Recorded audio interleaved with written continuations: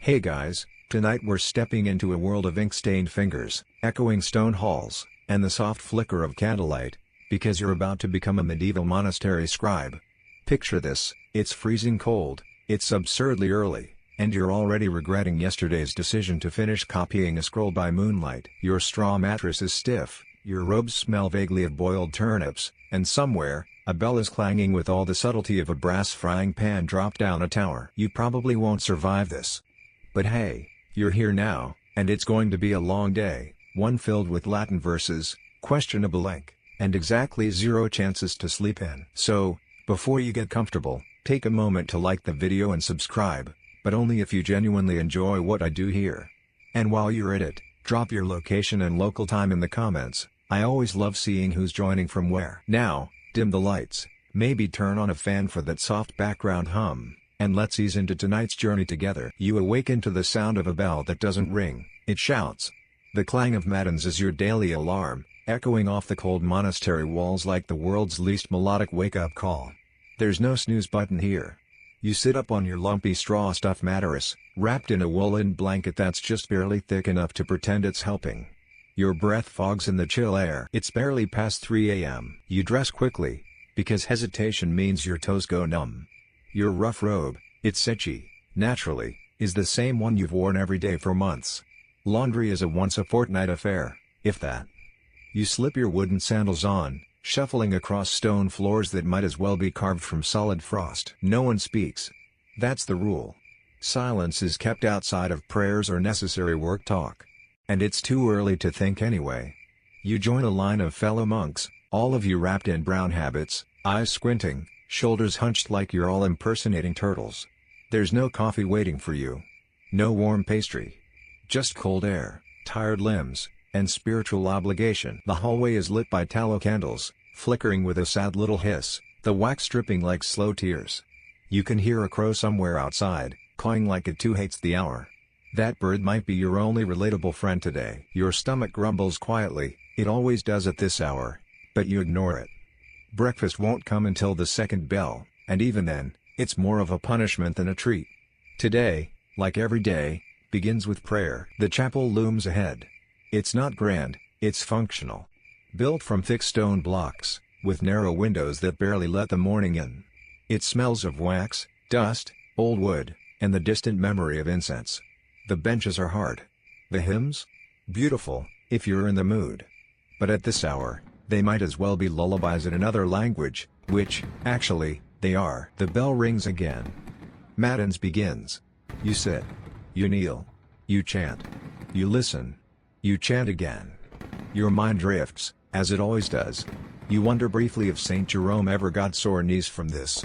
You also wonder if anyone's ever fallen asleep mid-psalm. You know Brother Anselm has. You caught him last week, dozing with his head slowly tipping toward a candle. Nearly lost his eyebrow. The Latin rolls on. You know the words by heart, though you don't always grasp their meaning. Not entirely. But that's okay. The purpose here is discipline, devotion, repetition. The rhythm of the Rule of St. Benedict beats through your day like a drum you never asked to march to. Historians still argue whether the average monk truly found spiritual fulfillment in this routine, or if most simply fell into a rhythm that dulled the senses but calmed the soul. You're still deciding. By the time Matins ends, your knees ache, your back cracks, and your lips are dry from whispering sacred verses into the cold air. You rise slowly. The candles gutter lower. Outside, the sky is still dark. The day hasn't even really begun, and yet you already feel tired. But this is only the beginning. The scriptorium waits. Your desk waits. The psalms wait. The endless copying waits. And somewhere, tucked into a leather pouch at your side, your quill is dreaming of smudging a line just as you reach the end of a perfect column. Welcome to another day as a monastery scribe. Better stretch those fingers. You trudge down the corridor, a quiet conga line of half-asleep monks, each of you wrapped in the same earth-toned robe, the same rope belt, and the same expression of resigned endurance. The stone under your sandals is uneven, slick in places, and unforgiving in every way. Your breath puffs visibly in the pre-dawn chill, and somewhere above you, the rafters creak like they're groaning in sympathy. The chapel still hums faintly in your ears, its final chant lingering like incense in your thoughts. But there's no time to dawdle. The next bell hasn't rung yet, but it will soon. And you need to get to lauds, the second service of the day, where you'll once again kneel and chant until your legs feel like salted taffy. But for now, it's just the slow, solemn march to the main hall. A kind of sacred shuffle. You're not allowed to speak, which is both a relief and a curse. You've mastered the art of silent communication, nods, glances, the occasional raised eyebrow. You've also learned that frowning too hard counts as a form of rebellion. Brother Thomas got a lecture from the prior for looking aggressively contemplative. The air smells faintly of old books, soot, and damp wool. A torch sputters as you pass, casting a warped orange glow on the wall. For a second, it almost looks like a halo. Almost. You turn a corner and reach the chapel once more, this time for lauds. Unlike matins, this prayer happens just before sunrise. It's meant to welcome the new day with praise, though you suspect it's also the monastery's way of making sure you don't crawl back into bed. You file in, bow, and settle into your seat. This morning, the chant leader is Brother Philip, whose voice, bless him, carries the exact tone of a sad goose. You try to harmonize anyway, but it's hard to maintain reverence when the first few notes make your eyebrows twitch. The Latin begins again, soft and rhythmic. You whisper the psalms, one line after another. Your voice blends with the others, floating through the cold air like smoke. You can feel your heartbeat slow. There's something hypnotic about it, something ancient and steady. It's the sound of hundreds of years echoing forward. Fact, Benedictine monks like you followed a strict schedule of 8 daily prayers called the Divine Office, each at a specific hour. Your life is ruled by bells, not by choice. It's why you sometimes dream in Latin verses and wake up reciting Psalm 119 like it's your Wi-Fi password. Outside, the sky finally starts to brighten. Pale blue seeps through the narrow stained glass windows, turning the candlelit chapel into a place that feels almost alive. You glance toward the altar, where a wooden crucifix watches silently over your morning malaise. By the time lauds ends, your knees have formed a quiet grudge against you. You stand up slowly, joints protesting with a series of creaks that rival the chapel door. Brother Anselm rubs his temples like someone preparing for another 12 hours of penance. You offer him a small, silent smile, which is about as close to emotional intimacy as the rule allows before breakfast. The bell rings again. This time, it signals your brief release into the refectory. And by release, of course, you mean a silent seated affair with a wooden bowl and no talking. You file into the refectory, its high ceilings and long benches looking more like a courtroom than a breakfast nook. You take your seat, as always, second from the left, near the drafty wall. You wish you'd gotten there 5 minutes earlier to steal the seat closer to the hearth, but alas, Brother Matthew is annoyingly punctual. A thin broth of oats is placed before you. It's lukewarm, slightly gritty, and tastes vaguely of yesterday's dishwater. But it's sustenance. Barely. While you eat, another monk reads aloud from the Rule of Saint Benedict. It's a tradition designed to nourish the soul while the body is, well, mildly disappointed. Today's reading is about humility, which feels pointed given that you just muttered a silent complaint about your gruel's texture. Historians still argue whether this practice of mealtime reading was meant primarily to educate, or to enforce silence by sheer intimidation. Either way, it works. The room is dead quiet except for the reader's voice, the occasional clink of spoon on wood, and the background sound of a dozen monks chewing like it's a stealth mission. As the reading ends, a brief prayer follows, and the bowls are collected with the efficiency of a machine. You rise, bow slightly, and prepare for the real work of the day, the work that defines your existence, copying. Endless copying. But before you reach the scriptorium, there's one more hallway to traverse. This one is particularly chilly, with wind whistling through cracks in the old stonework. You pass a faded mural, St. Augustine holding a scroll, and give him a tired nod. He looks just as exhausted as you feel. You glance out the narrow window. The sun has risen, barely. A few golden rays strike the snow-dusted fields beyond the monastery walls. It's beautiful in a way that makes you ache. You'll likely never walk those fields freely. Your path is ink and parchment, prayer and silence. And maybe that's okay. Or maybe you're just too sleepy to argue with your fate. You reach the heavy wooden door of the scriptorium. Your fingers brush the latch, and you pause. One deep breath. One more day. Here we go. You push open the heavy door of the scriptorium, and immediately, the familiar scent of ink, old parchment, and slightly damp wood greets your nose like a mildly disappointed librarian. The room is dim, lit only by slivers of sunlight squeezing through the high, narrow windows, and a few stubborn candles flickering against the cold. You shuffle to your usual desk, third from the left, near the wall with the draft that insists on joining you each morning like an overly clingy ghost. This is the part of your day known, in the grandest of terms, as breakfast. You lower yourself onto the creaking stool, stretch your stiff fingers, and glance toward the front of the room, where the prior is already watching with the kind of expression that suggests he's capable of hearing a misspelled word from 50 paces. Before you begin writing, though, there's one last distraction: hunger. Despite your earlier spoonfuls of gruel, your stomach is making quiet protest sounds. It's not full, not empty, just resentful. But there's no snack break, no morning tea, no hangry clause in the rule of Saint Benedict. You bury the feeling and press on. Hunger is holy, apparently. You open your writing kit, really just a leather pouch with a half-used quill, a dull knife, a strip of pumice, and a tightly sealed inkhorn. The ink inside is homemade, naturally, and today it's decided to separate into a strange grayish film at the top. You swirl it gently, whispering a prayer to St. John the Scribe, who, to be fair, may or may not exist. You dip your quill, say a silent prayer for smooth parchment, and finally begin. Your first line is from the Psalter, as always: Domini, refugium factus est nobis. Lord, you have been our refuge. You write slowly, forming each letter with the exaggerated care of someone trying not to sneeze. Because one sneeze, and it's over. A misplaced drop of ink. A shaky line. A day's worth of work ruined. The parchment today is decent, not too oily, not too free. But it still has a faint scent of its previous owner. A sheep, probably named Wilfred. You silently thank Wilfred for his skin. That's normal, right? As your hand begins to settle into its rhythm, you fall into what could be described as a meditative state. The repetition, the focus, it's almost calming. The scratch of quill against skin is a soft white noise. The sunlight warms one side of your face. For a moment, you forget your aching back, your stiff knees, your utter dependence on oat-based nutrition. And then, you blotch. The ink splatters, a rogue droplet landing just between two lines of carefully penned Latin. You freeze, horrified. It's not catastrophic, but it's close. You reach for your knife and carefully, painstakingly, scrape the spot away, praying no one notices. You'll restretch the parchment later, smooth the scrape with pumice, and maybe draw a little decorative vine to hide the blemish.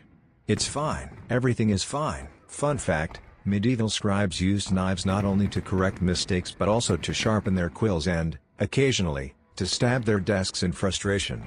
You've only done that once.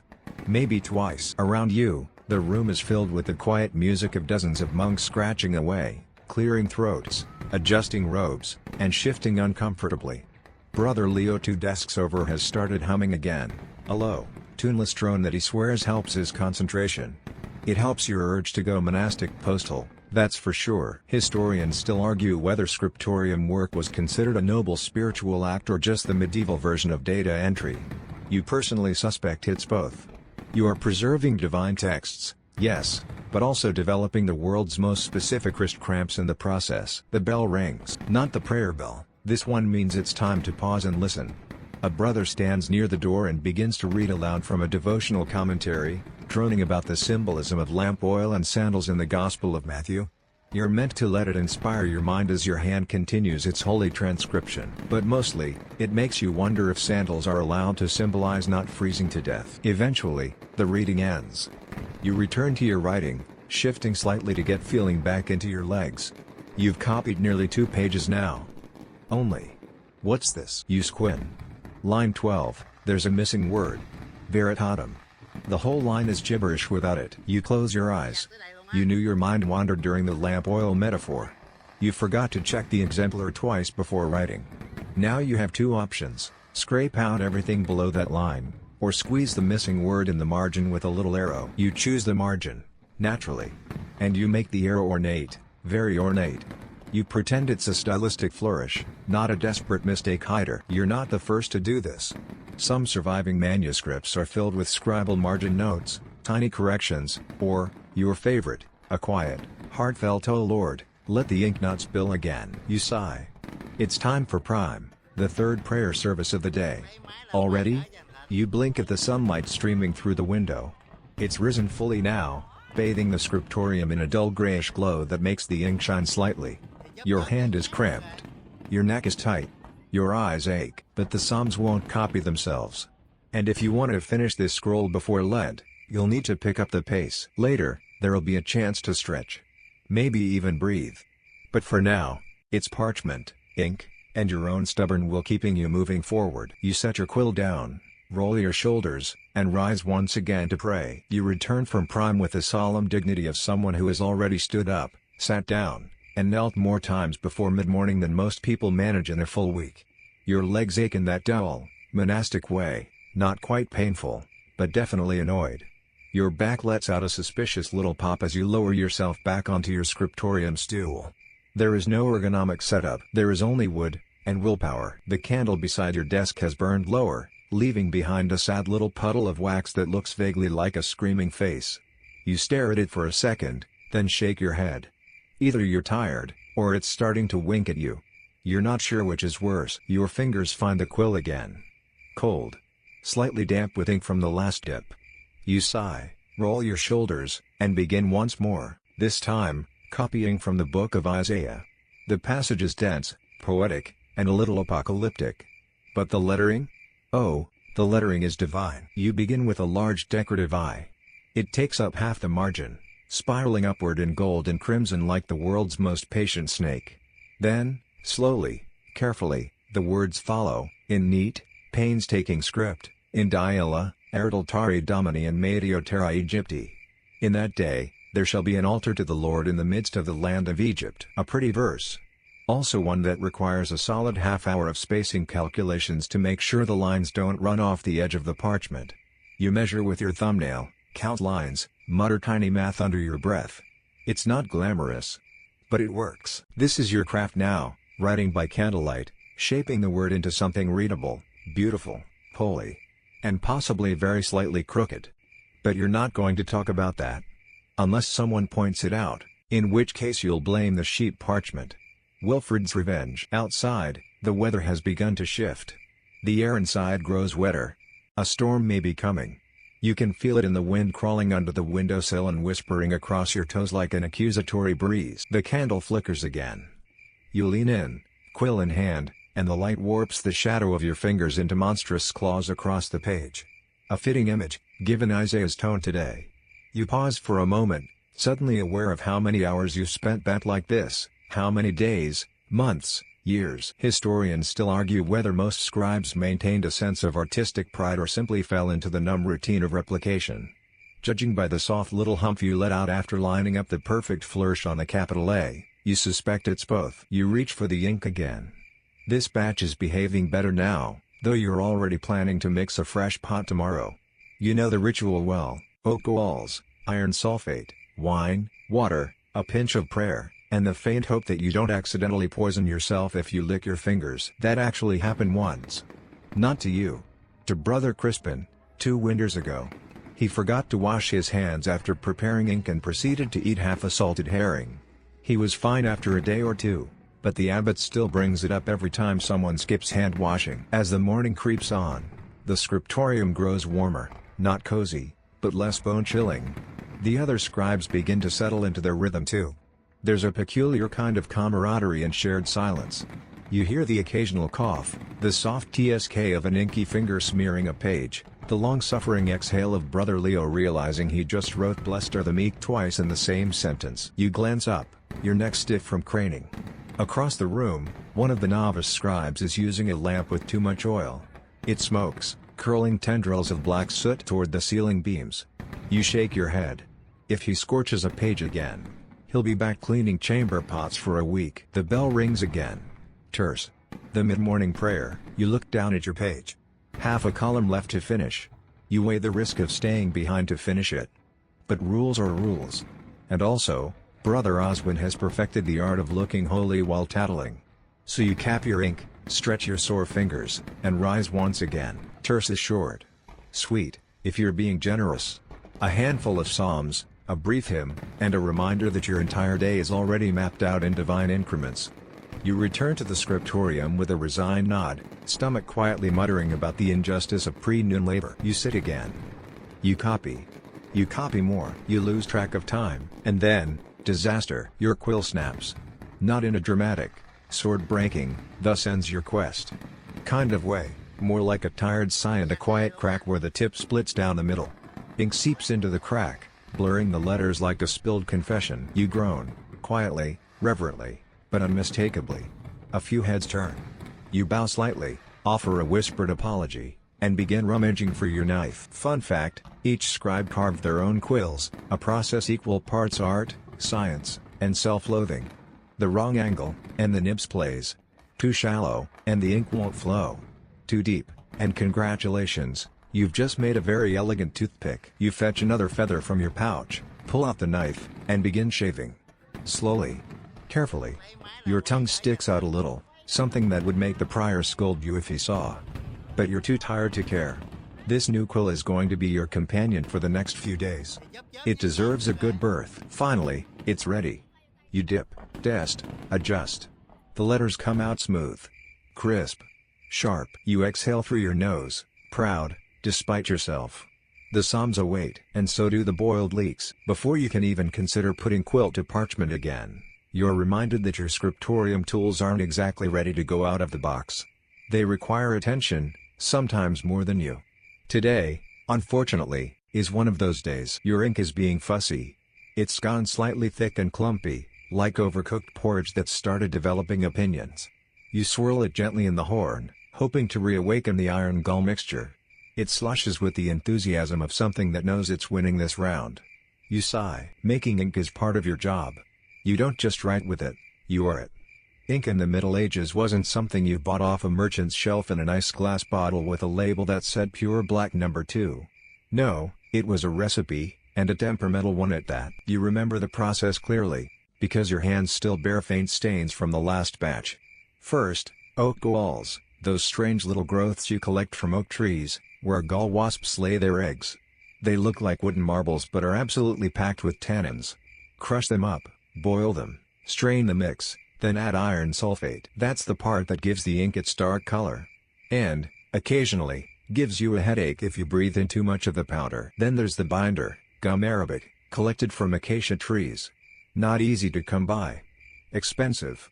The monastery keeps it locked in a tiny cabinet behind the abbot's desk, right next to the emergency parchment fund and whatever's left of last year's spice shipment. Oh, and don't forget a dash of wine. Not for drinking, though no one would blame you, but to help with pigment suspension. The result is an ink that starts out light and grows darker as it dries. You've ruined enough robes by underestimating that fact. Today, though, the ink is resisting you. Maybe it's the humidity. Maybe Brother Simon used too much wine in the last batch and turned it into something better suited for confession than calligraphy. You fetch a thin stick and stir. It helps, sort of. The clumps begin to dissolve, but the color is weak. You dip your quill and try a test line on scrap parchment. It comes out anemic, like a whisper of a word. You curse gently in Latin. Maledictus gallus. Not the rooster, of course. The gall. You'll need to remake a small pot of ink before you can continue. It's tedious, but necessary. You fetch the supplies from the back cupboard. Brother Cedric gives you a look that says already?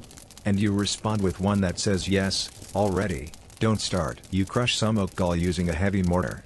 The rhythm is oddly soothing. Crunch, twist, scrape. Add a splash of rainwater from the jar near the sill, then stir it over the small brazier near your desk. The scent is strong, earthy, bitter, a little metallic. Historians still argue whether monks truly standardized ink recipes or simply adjusted as needed with whatever was on hand.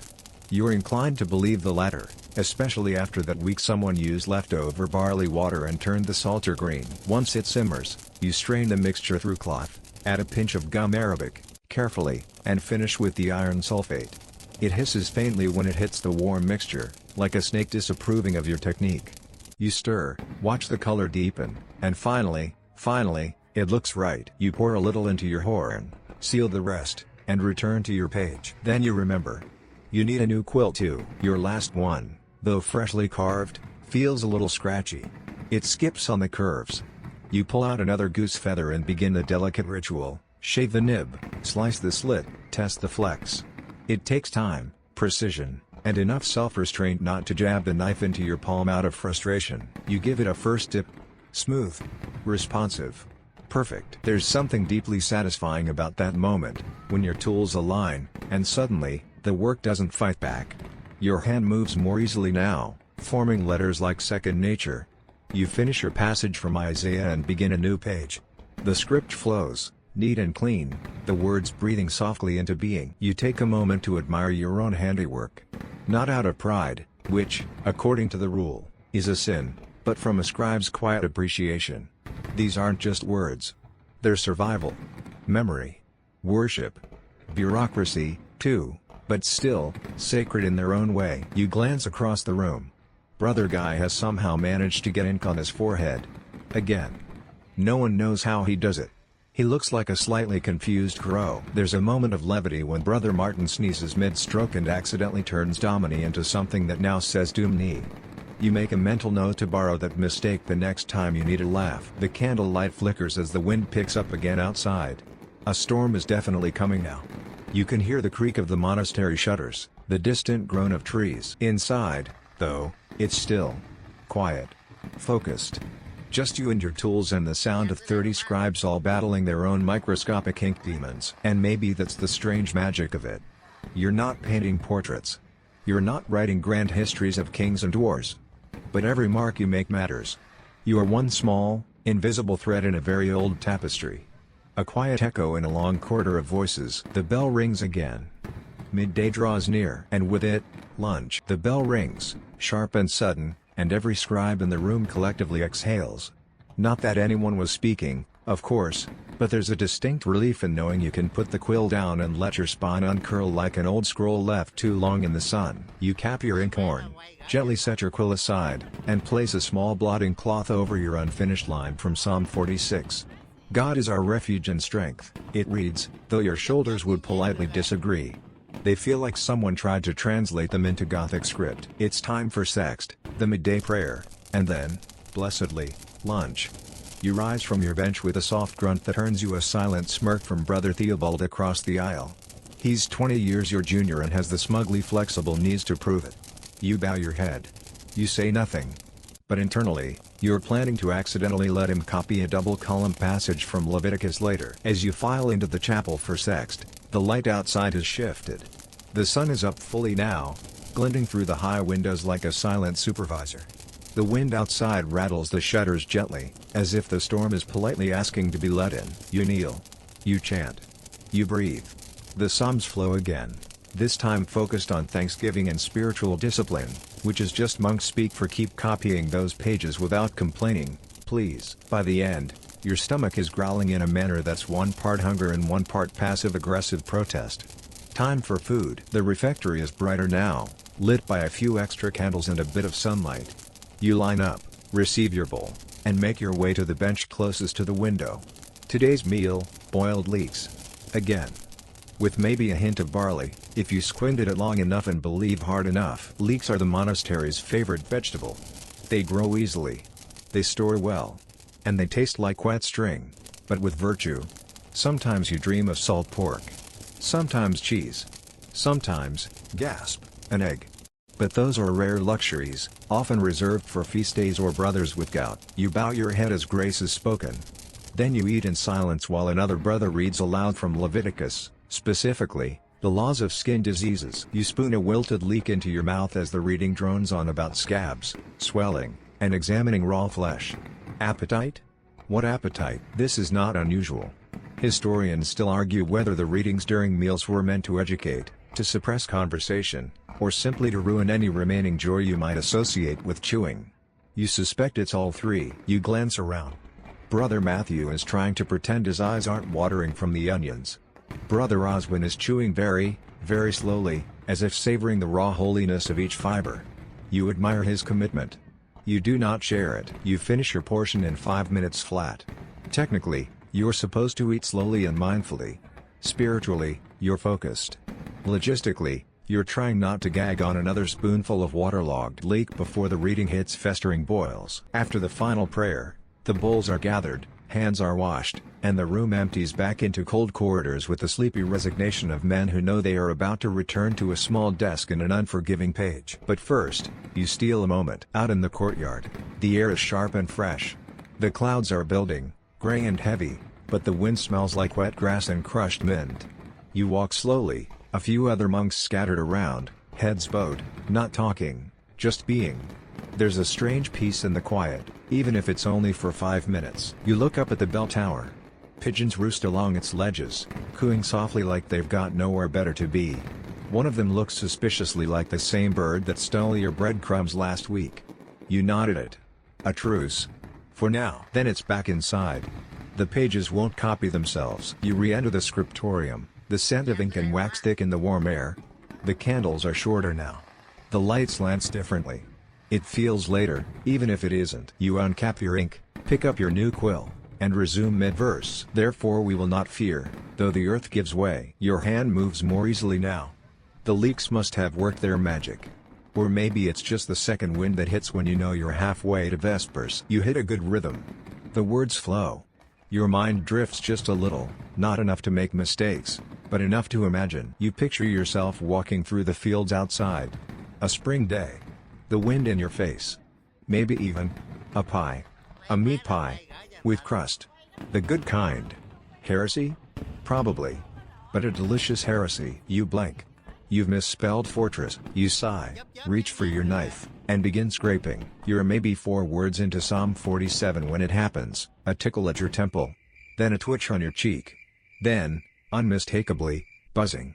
A fly, bold and wholly disrespectful, is making lazy spirals around your head like it owns the place. You swat gently. It dodges effortlessly, as if trained in the evasive arts. It returns moments later, dive-bombing straight for your ear. You consider taking a vow of violence, just for this one creature. Back in the present, your quill is trembling slightly in your hand. Not from nerves, though you've certainly had days where the pressure of getting every jot and tittle correct has made your hands clammy, but from fatigue. Your fingers are cold again.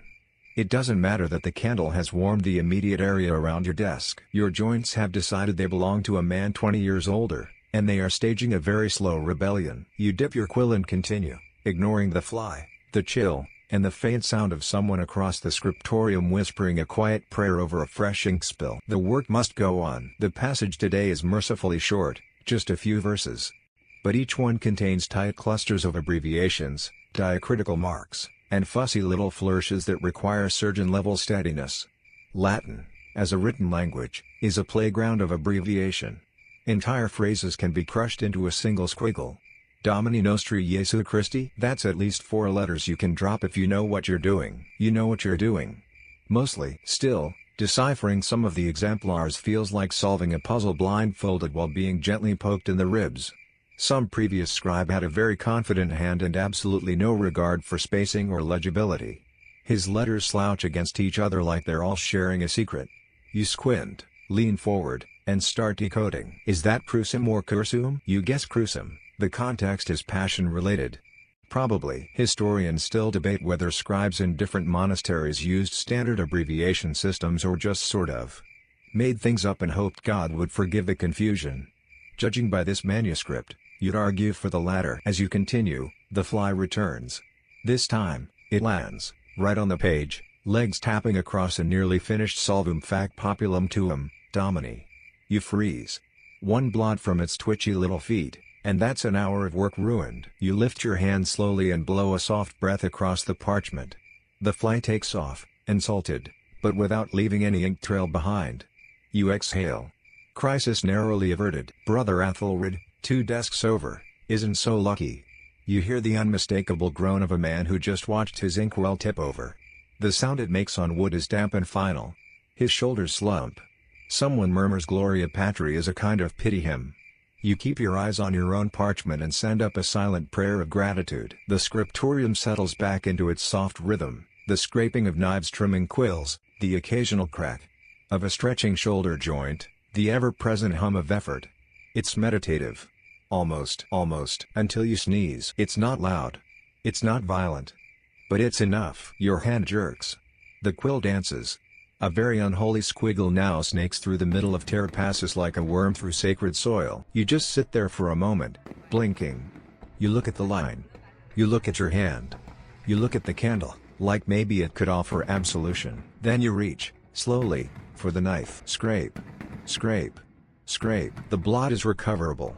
Barely. You rub a bit of pumice stone into the vellum to smooth it, then gently blow the dust away. You'll redraw the damaged word later. For now, you need to regroup. Maybe sip some water. Maybe cry silently into your sleeve. You glance at the page beside you, where you doodled a tiny fish in the margin days ago. Technically, that was supposed to be a decorative flourish, but it came out looking more like a sardine with performance anxiety. Still, you've kept it. It makes you smile. Truth is, even the most devout scribes get bored. And when boredom sets in, mischief often follows. You've seen it in the form of monks sneaking rude drawings into the margins, little snails jousting with knights, rabbits chasing hunters, and in one bold case, a nun wrestling a demon using only a spoon. Your own artistic rebellion is quieter. You occasionally embellish the tale of a queue with an unnecessary amount of flair. Once, you wrote the word amen to look like it was collapsing under its own spiritual weight. You tell yourself these are devotional flourishes. Creative reverence. And besides, it's not like anyone will ever accuse you of being too joyful. Outside, the storm finally arrives. A low rumble of thunder rolls across the hills, and the light in the scriptorium dims further. Rain begins to tap against the roof tiles in steady, muffled rhythm. A good sound. Gentle. Safe. It matches the soft scratch of your quill. You take a breath. A long one. In. Out. Let the storm pass. Let the mistakes settle. Let the lines come. You begin again. Rain thuds heavier now, making the roof groan with the weight of it. A cold draft snakes its way beneath your robe and curls around your ankles like a disapproving cat. The candles flicker, gutters forming small rivers of wax at their bases. It's the kind of weather that makes you wish for hearths, wool blankets, and precisely 0 psalms. But you're not in a cottage. You're in a scriptorium, staring down a page half filled with ink that's threatening to run if the humidity climbs even a little higher. Your hand hovers above the vellum like it's considering unionizing. You wiggle your fingers. They crack. Everyone hears it. No one reacts. It's the usual soundtrack of mid-afternoon transcription. You're now deep into a section from the Gospel of Luke, one of the more copy-intensive books, not because it's longer, but because of the way it's written. Luke loves detail. Luke doesn't just say Jesus walked somewhere, Luke describes the sandals, the dust, the way the wind was behaving at the time.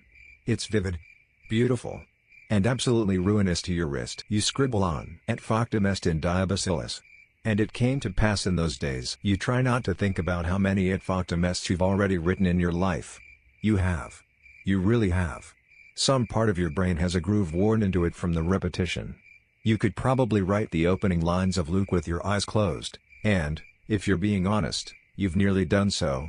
Twice. During one particularly long afternoon after a night of, well, let's call it excessive contemplation. Your quill hits a patch of parchment that's rougher than the rest. You know this texture. It's from the spine region of the animal, the part that stretches and wrinkles when the animal turned its head. It resists ink just a little, like it's remembering what it used to be. You slow your pace. You adjust the pressure. You whisper a small apology to the goat. That's the thing with parchment. It's alive, in a way. Each piece has a memory. A history. Sometimes you can still see faint hairs, ghosting along the surface like reminders of the creature beneath.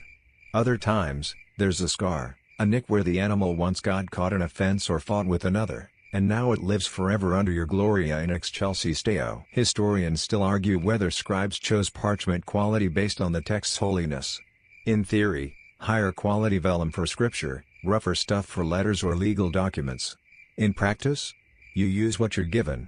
Unless, of course, you're in a rich monastery with silk cushions and imported pigments. You, however, are in a damp abbey 2 miles from the nearest road, where luxury means honey in your broth once a quarter. Thunder rattles the walls. One of the younger brothers flinches, his quill skipping across the page and leaving what looks like a lightning bolt through a sentence about the Annunciation. Fitting. You keep writing. The Gospel keeps unfolding. You've reached the Magnificat now. Mary's song of praise. You pause a moment. You've always liked this passage. Magnificat anima mea Dominum, my soul magnifies the Lord. You take extra care with the lettering, curving the descenders, balancing the spacing. There's something restful in the cadence of the line. For a second, the ache in your neck softens. The rain doesn't. You reach for your Sonderox shaker, a little pouch filled with crushed resin that you sprinkle lightly across the page to keep the ink from smudging. You tap it carefully, then tilt the parchment and blow off the excess. A delicate snowfall of dust cascades across the desk. No smears. A small triumph. You glance up. Brother Baldwin has fallen asleep mid-sentence again. His head has dipped, nose nearly grazing the page. His pen dangles precariously from his fingers. If he sneezes, the Gospel according to John is about to get its first footnote. You return to your work. The ink flows well now. The batch you mixed earlier has matured beautifully, dark, bold, drying with a gentle sheen. You make a mental note of the ratio for next time. 1 part wine to 4 parts regret. Seems to do the trick. A small voice in your head wonders what it would be like to copy something other than scripture. Not heretical, just different. A tale, perhaps. A legend. Something with a dragon. You're not even picky about the content. Just something where you don't already know how every sentence ends. You remember hearing about scribes in Ireland who sometimes slipped poems into the margins, tiny verses about seasons, love, birdsong. One even wrote about how cold his fingers were. You feel that maybe one day, you'll sneak a line in too. Just a whisper, buried in the flourishes of a capital letter. Not vanity. Just a mark that says, I was here. The rain lets up. The wind shifts. A single beam of light slips in through the high window and hits your desk at an angle that makes the ink gleam like onyx. It's beautiful, for a second. Then it moves on. You shake out your fingers. Stretch your arms. Breathe and write. The bell for none rings low and hollow, and for a moment, you just sit there, quill suspended midair, eyes unfocused, like a statue of St. Jerome caught mid-blink. It's the late afternoon prayer, the monastic equivalent of a motivational pep talk that comes far too late to fix anything. You close your inkwell carefully, stretching fingers that feel more bone than muscle. The muscles in your neck groan with the slow motion of turning your head. You nod once at your half-finished page of Luke and murmur, don't go anywhere, even though you know it won't. You file into the chapel with the others, robes rustling like dry parchment, footsteps barely audible over the creaking of the wooden floorboards. Someone's knee pops. You sincerely hope it wasn't yours. The prayers are brief, the chanting subdued, as though even the psalms themselves are getting tired of repeating. Afterward, there's no official break, but you carve out a few blessed minutes before returning to the desk. These are the minutes you spend not thinking about quills, not thinking about goatskin, and definitely not thinking about how many lines are left in the book of Luke. You go outside. The storm has passed. What's left is a sky still heavy with clouds and that unmistakable post-rain scent. Muddy earth, crushed grass, and soaked wood. You walk along the cloister in silence, the stone cold beneath your bare soles. Water drips from the arches in slow, deliberate drops. A pigeon somewhere above makes a noise that sounds like sarcasm. You pass the garden, neatly tended by the lay brothers, where cabbage leaves glisten and the rosemary bush is looking smug. You linger there for just a moment. Breathe it in. Let the scent wake something sleepy in your brain. Then, back to the grind. The scriptorium feels warmer now, though it's not a pleasant warmth. More the warmth of a room that's housed too many bodies for too many hours, where sweat and candle wax have begun a quiet collaboration. It smells like devotion and damp wool. You sit again. The stool creaks like it's keeping score. You uncap your ink and return to your passage. Et pueri crescebant, et confortabatur spiritu. And the child grew and became strong in spirit. You write it slowly. There's a rhythm again. One you almost forgot you had. Your hand doesn't hurt as much now. Your breathing slows. The words begin to take shape without you consciously forming them, like your body has finally agreed to handle things while your mind goes elsewhere. And that's when you enter the most dangerous part of the day, the late afternoon trance. Every scribe knows it. The body finds a rhythm. The mind detaches. Suddenly you've written 5 lines and don't remember any of them. You're still awake, technically, but part of you is drifting through clouds, thinking about bread, warm feet, or the possibility that maybe, just maybe, you'll get a new blanket this winter. And then it happens. You miss a line. Not a word. A full line. You glance down and your stomach drops. The structure's wrong. The symmetry is broken. The left margin has suddenly become a crooked grin. You blink, hoping it'll fix itself. It doesn't. There's no shortcut here. You'll have to scrape. Not just the one line, 3, maybe 4, to reset the flow. That's a full hour, vanished like steam off morning broth. You pick up your knife and begin. Carefully, methodically, you scrape the ink off the parchment, lifting it like peeling away regret. You'll need to reapply pumice. Re-smooth the surface. Wait for it to dry. Then start again. As if it never happened. Fun fact, medieval scribes developed such an intense familiarity with their own mistakes that many manuscripts include faintly visible scraped lines under text. Some even contain margin notes that just say "u for mea culpa." You don't write anything. You just fix it. The page, restored, waits patiently. You begin again, and became strong in spirit. It feels more powerful this time. Maybe because you had to earn it. Outside, the light is fading. You can tell without looking. The temperature shifts, the shadows stretch longer, and the candles grow brighter by contrast. The monastery begins to prepare for Vespers. But you're still here, scribbling away, clinging to these final hours like they might buy you mercy in the form of a lighter workload tomorrow. Spoiler, they won't. You check your page. It's beautiful now. No blots. No smears. Clean lines, well spaced, as though the parchment itself has decided to cooperate. Then, in a moment of wild artistic rebellion, you add a tiny red initial to mark the next section, a small, decorative Q. You curl its tail dramatically. An indulgence, but a satisfying one. Maybe tomorrow, you let a fish again. Or a very tiny, very pious-looking rabbit. You sit back. Stretch your arms. Close your eyes for just a second. You don't sleep, you wouldn't dare. But you rest. And the candle burns lower. You rise from your bench slowly, very slowly, like an ancient relic being unearthed. Your knees have fused, your spine sounds like someone stepping on twigs, and your fingers remain gently curled around an invisible quill.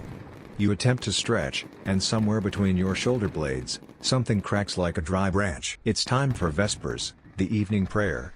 A blessed pause in the day, though let's be honest, your thoughts are less spiritus sanctus and more "please let me lie down for 10 minutes without being excommunicated." You file into the chapel with the other brothers, robes swishing, candlelight dancing across stone walls darkened by centuries of incense and chanting. The storm has passed outside, leaving behind a sky painted in pewter and lavender. The air smells faintly of moss, wood smoke, and something like damp wool, probably your own sleeves. Vespers is solemn, melodic. The antiphons echo through the arches, bouncing from stone to stone until they settle somewhere in your chest. You mouth the words. You hum the psalms. You don't quite fall asleep while kneeling, but it's a near thing. The monks around you look equally exhausted, eyes sunken, necks drooping, fingers twitching involuntarily as if still tracing letters on phantom parchment.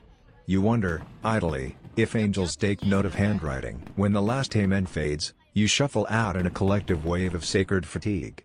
No one speaks. There's no need. You're all thinking the same thing: supper. Tonight's meal is different. Not dramatically, but enough to register. The kitchen must have found some lentils. You're not sure where, no one is, but they've made a kind of stew. Still mostly leeks, of course.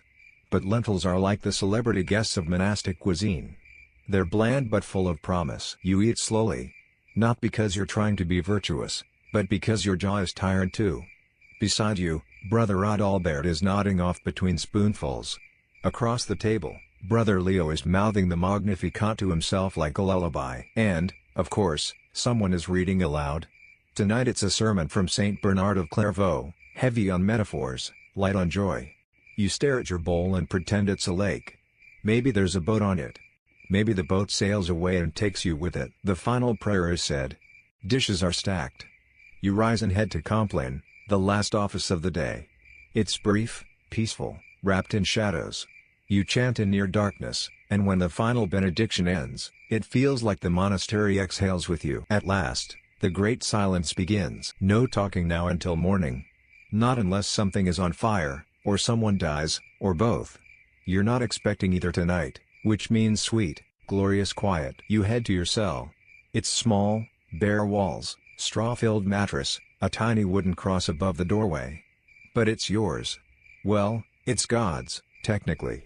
But you and he have a timeshare agreement. You sit for a moment on the edge of your bedding, rubbing the ink from your fingers with a bit of wool. It never really comes off.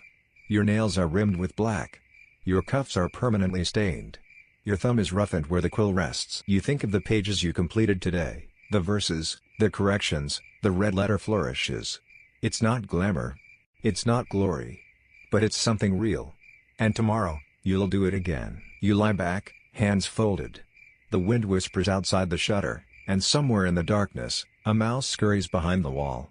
You close your eyes and think of letters, rows of them, marching down the page like prayers in formation. And then you drift. Sleep comes quickly in a monastery. You are bone weary.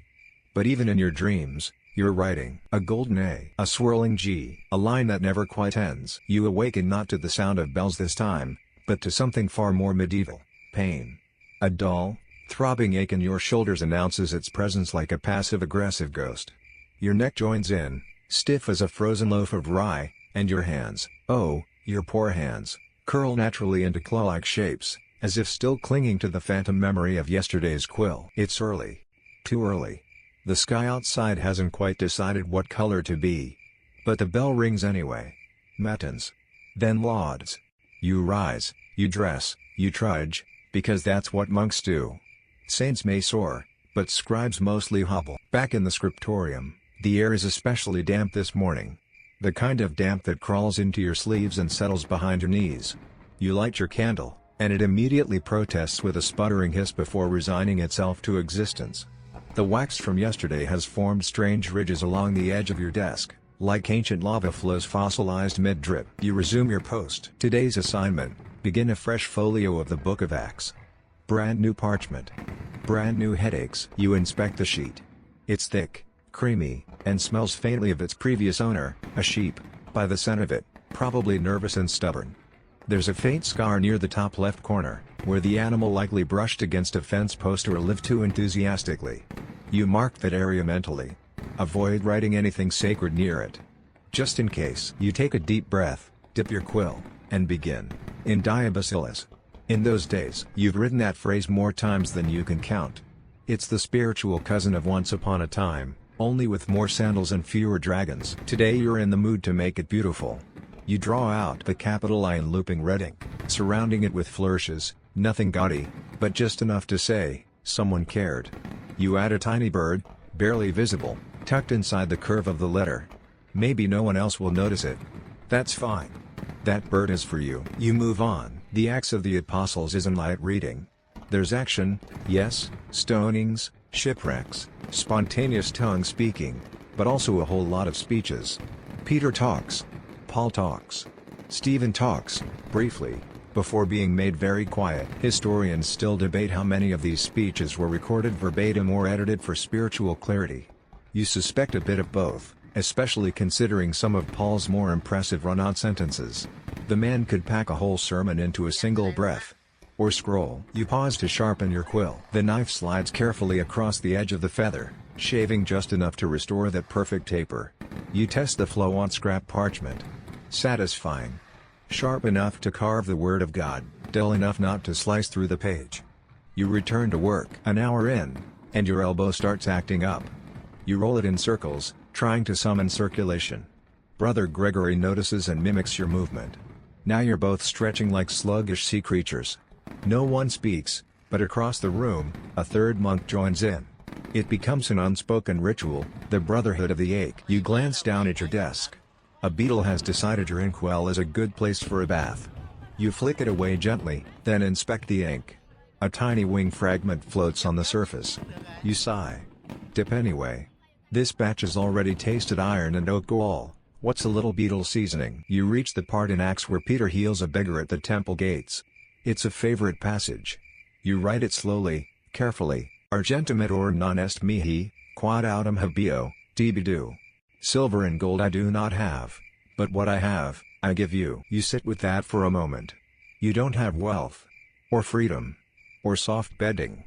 But you do have this, these lines, this labor, this link in the long chain of faith. Sometimes that feels like enough. A knock at the door. Brother Hugo enters. He's not a scribe, more of a general helper, responsible for fetching wood, carrying letters, and keeping the kitchen from catching fire. He walks over to the abbot with a wrapped bundle. A new manuscript, perhaps. A message from another monastery.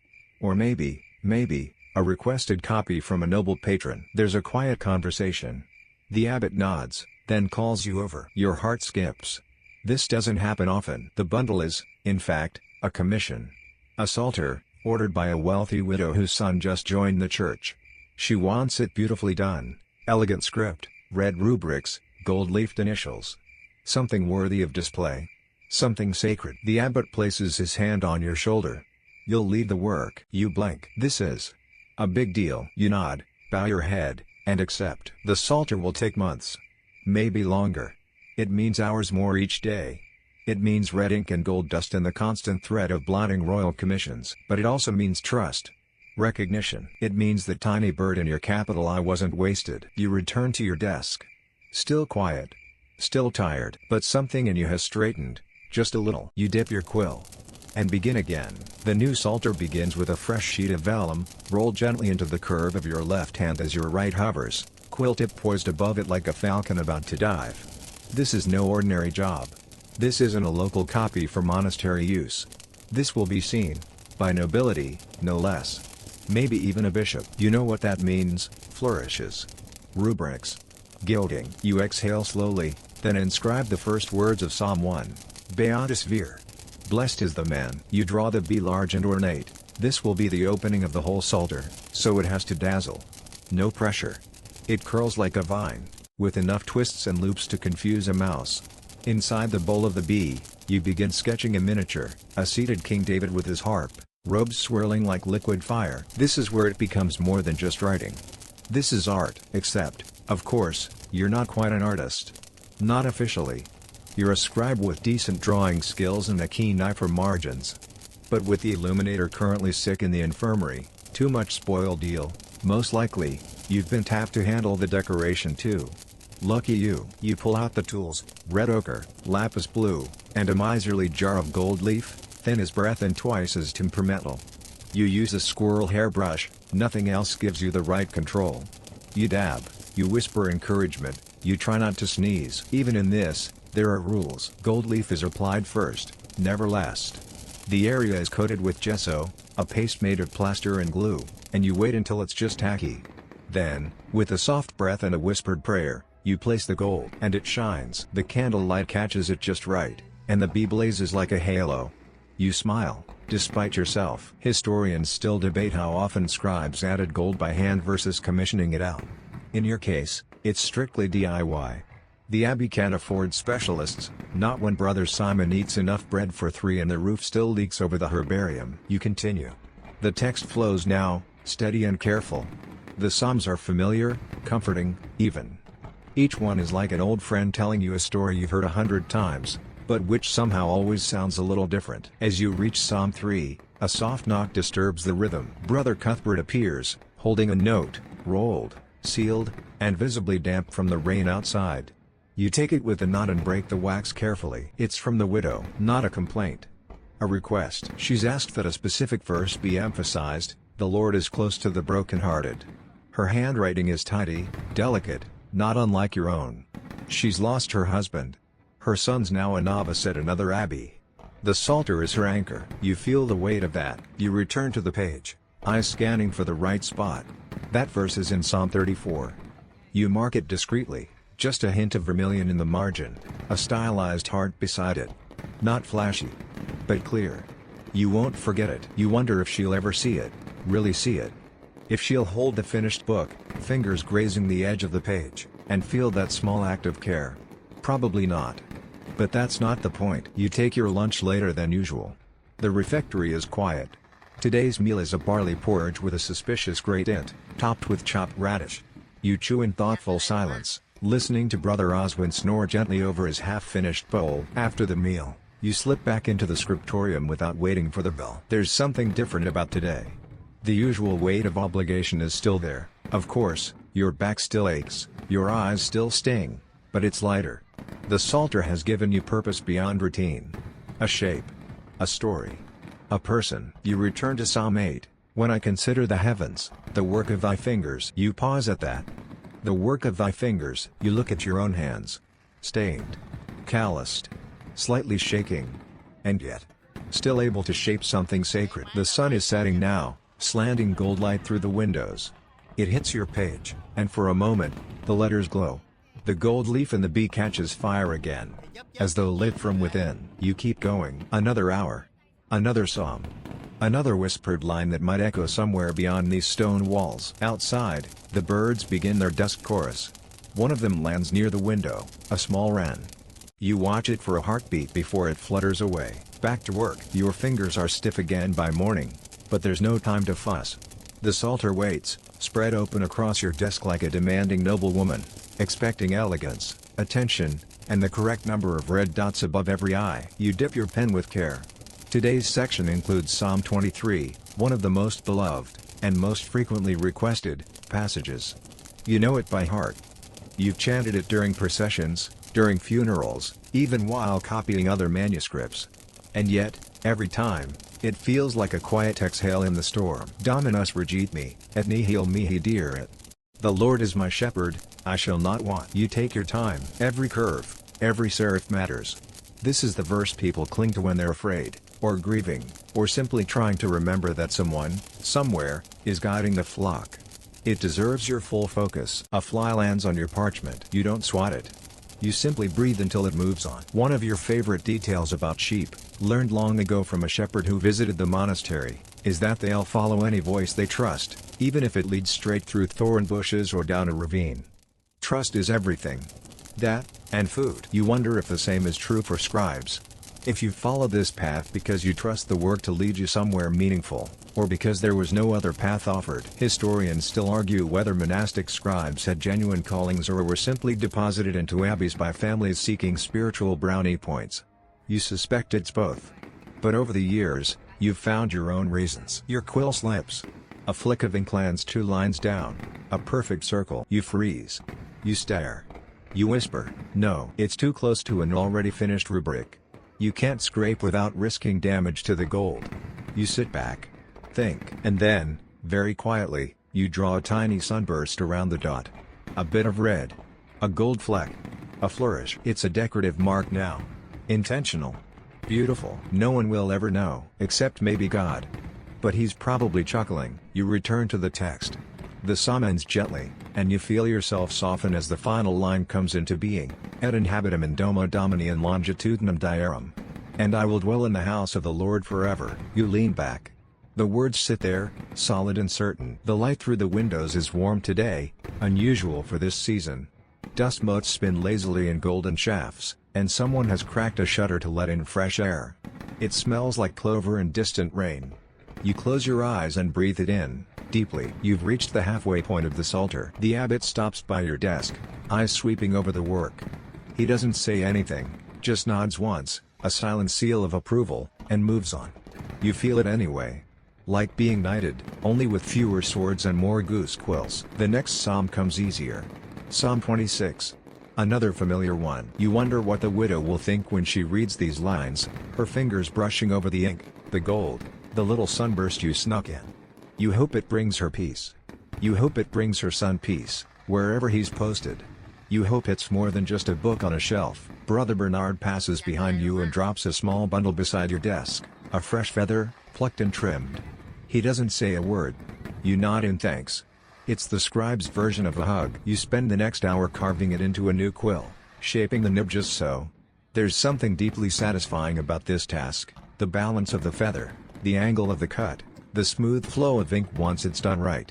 A tool crafted by your hand, for your hand. Then, back to the Psalms. The next stretch is technical, long verses, repeated phrases, little room for artistic freedom. You lean into the rhythm. It becomes music. Your hand moves without much thought. Your body aches less than usual, which probably means it's planning something cruel for tomorrow. As the sun begins to lower, shadows stretch across your desk. You light a new candle. The smell of beeswax mixes with vellum and ink, and it smells holy, in a way that doesn't come from incense. You reach Psalm 40. You stop. Reread. Beatus qui intellegit super reginam et pauperem, in dimala libribitium dominus. Blessed is he who considers the poor and needy, the Lord will deliver him in time of trouble. You underline the line softly with a clean ruler. Just a hair of red ink. Not too bold. Just enough to say, notice this. You finish the day with that line. You close the inkwell. Stretch your back. Blow gently across the page to help the gold dry. The work continues tomorrow. But for now, the words are safe. They sit there, quiet and shining, waiting. You wake earlier than usual. Stirred not by the bell but by a dream you can't quite remember, something about parchment that spoke, and a quill that wouldn't stop moving, even after your hand had let go. You blink at the ceiling of your cell and stretch slowly, each joint protesting like an old floorboard in winter. Outside, dawn is breaking pale and gentle, brushing the cloister stones with thin bands of amber. You dress with numb fingers and shuffle toward the scriptorium before the others. You need quiet. You need a head start. The psalter calls. The candles are still warm from last night. You light them one by one, the room slowly filling with golden flickers. The quiet is complete, the kind of quiet that has a shape, a weight. You take your seat and pick up the psalter. Today begins with Psalm 51, Miserere me, Deus, secundum magnum misericordiam tuam. Have mercy on me, O God, according to thy great mercy. This one you know intimately. It's the psalm of penance, the one whispered after mistakes, after failures, after nights where you forget why you do any of this. You copy the words more slowly than usual. There's something about this psalm that makes the ink seem heavier, the letters darker. You almost feel like you're writing someone else's confession, David's, of course, but maybe also your own. You remember once, years ago, a novice sobbing through this passage during Lent. He'd ruined 4 pages of Isaiah in a single afternoon by tipping an inkwell, accidentally, of course. He'd been fasting, exhausted, and had mistaken an R for a V. A flood of ink, a ruined folio, and a flood of tears. He left the monastery 2 weeks later. You never saw him again. Historians still argue whether monks were trained through compassion or consequence. You've seen both, often at the same time. Some brothers need gentle correction. Others, a stern look and a pointed knife for scraping. You? You learned by doing. And redoing. And redoing again. You finish the psalm with a careful final line. Cor contritum et humiliatum, Deus, non despices. A broken and contrite heart, O God, you will not despise. You sit back. Breathe. Then you move on. Psalm 55. Psalm 58. Psalm 63. The psalms come in a wave now. There's a strange joy in their familiarity. Even when the words blur, even when your wrist cries out, the cadence carries you forward. Lunch passes in a blur. More root vegetables. A hunk of rye. Water. You barely register it. Your mind is still back with the psalms, turning over their lines like stones in a stream. You return to your desk just as the clouds gather. Rain again. You can hear the first drops tapping against the window panes. Inside, your candle wavers but holds. Then, disaster. As you dip your quill, your elbow catches the edge of the ink bottle. A jolt. A splash. It lands just beside the parchment, black ink puddling like a shadow made real. You freeze. One drop has splashed the margin. Not the words. Not the gold. But still, damage. Your breath halts. You reach for the Sonderock powder. Tap it gently. Then blot. Then scrape. It works, mostly. The parchment is marred, yes, but no longer ruined. Still, you feel it. The tension. The fragility. The knowledge that everything you've made is just one sneeze, one twitch, one elbow away from ruin. You sigh. And keep going. By the time you reach Psalm 74, the candle is burning low. The rain has turned into a soft, drumming rhythm, monotonous, calming. It syncs with your breath, your writing, your thoughts. Confite bimmer tibi, Deus, confite bimmer, et invocabimus nomen tuum. We give thanks to you, O God, we give thanks and call upon your name. You pause over confite bimmer. It's a beautiful word to write, looping, symmetrical. It feels like a hymn all on its own. You underline it, just slightly. Not in red, not in gold. Just a tiny space between lines to let it breathe. Evening falls. The shadows deepen. Your fellow scribes begin to drift in for Compline. You stay behind for a minute more, just to finish the line. One more psalm, you promise yourself. One more. You keep your promise. Psalm 76. Clamavi ad Dominum voce mea. I cried unto God with my voice. You cry in ink. And then you rest your pen. The psalter is nearly complete. You wake now with a strange, fluttering weight of that knowledge resting in your chest, equal parts relief and melancholy. It's like watching the last ember of a long burning fire. You've poured months into this book.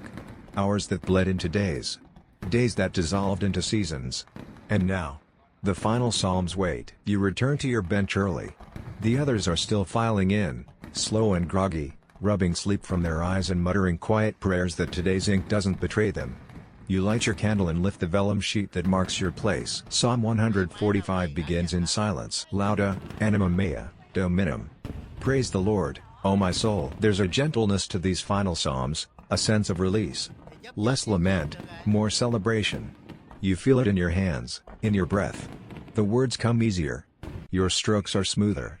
Even the quill seems to glide more willingly today, as if it knows this is the last dance. Outside, the sky is silvered with early light. Birds are waking.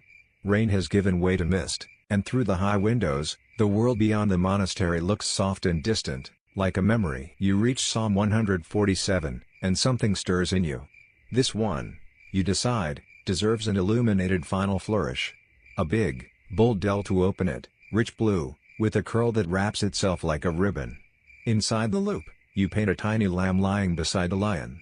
A visual pun, a peace offering. You smile.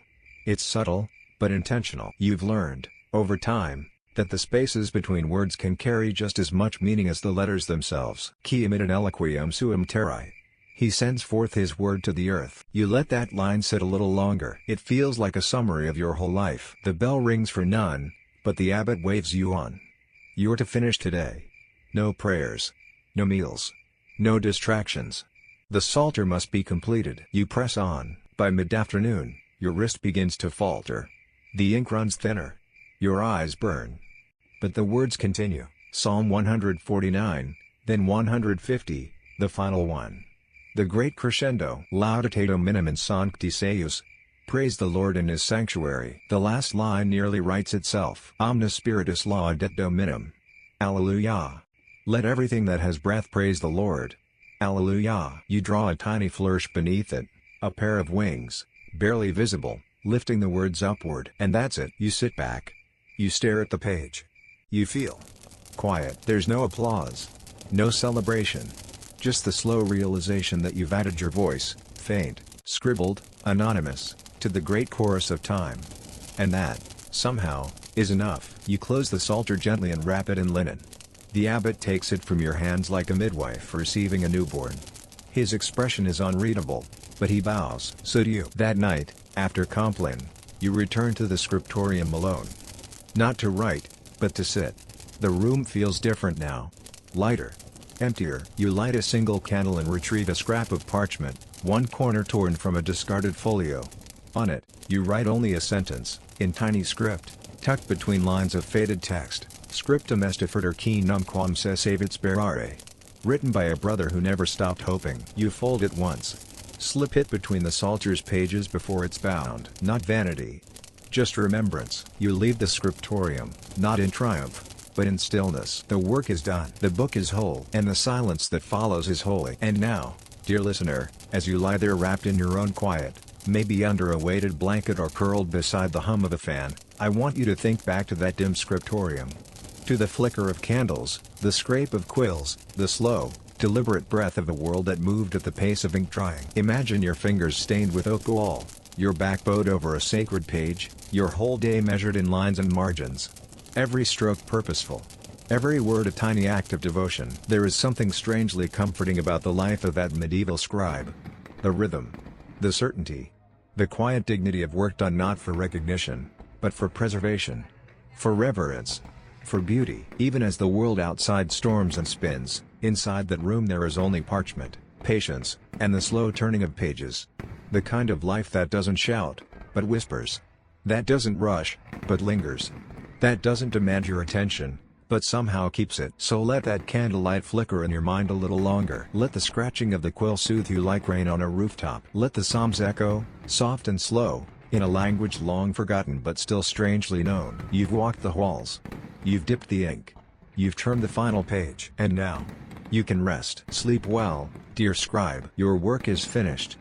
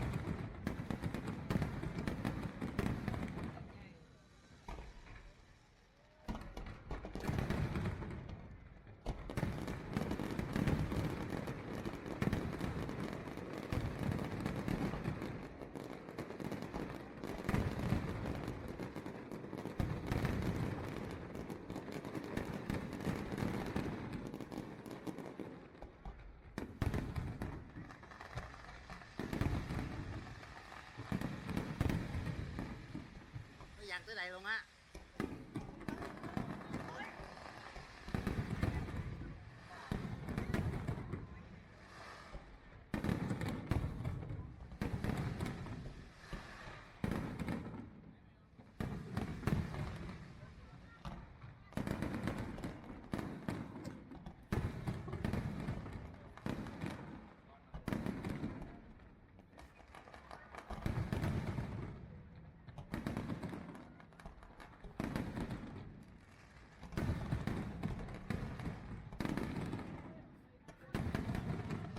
Lấy máy là quay gỡ cho anh Thịnh. Quay nó không có đỏ đâu, không quay nó không có đỏ. Máy xịn kìa, chứ máy này quay đâu. Thì chớp nhán được rồi.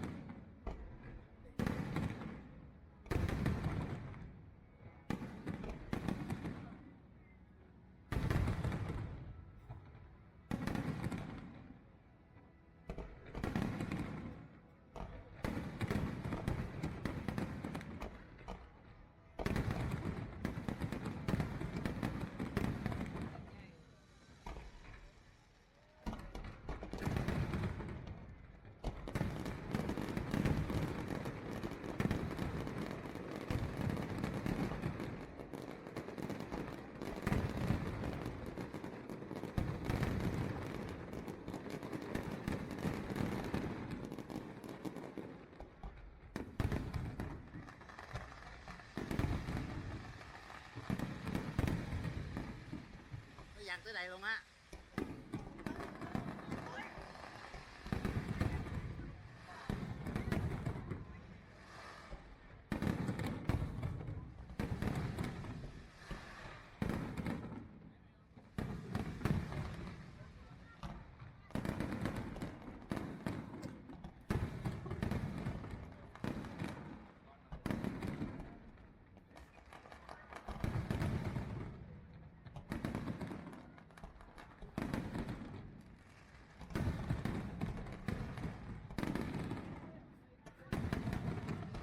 Lấy máy là quay gỡ cho anh Thịnh. Quay nó